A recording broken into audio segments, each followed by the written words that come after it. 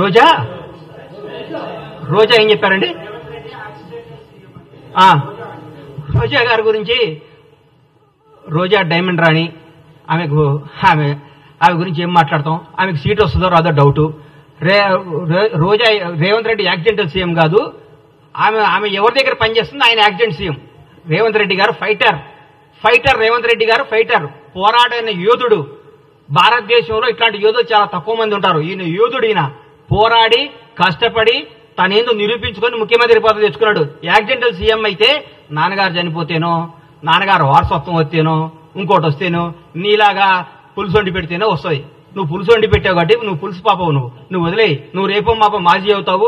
ఆ మాజీ ఈ మాజీ కలిసి పెట్టి ఇక్కడ వచ్చి జబర్దస్త్ ప్రోగ్రామ్ చేసుకుంటా, పగల జబర్దస్త్ షూటింగ్, నైట్ పూట ఏమో మాజీలు కలిసి తాజాగా కేజీలు తెచ్చుకొని పులుసు వండుకొని పెట్టుకోను. అంతేగాని మా ముఖ్యమంత్రి అనే స్థాయి ఇది కాదమ్మా తల్లి. నువ్వు స్థాయి కాదు, నువ్వు ఐటెం రానివి. నువ్వు ఐటెంలానే ఉండు.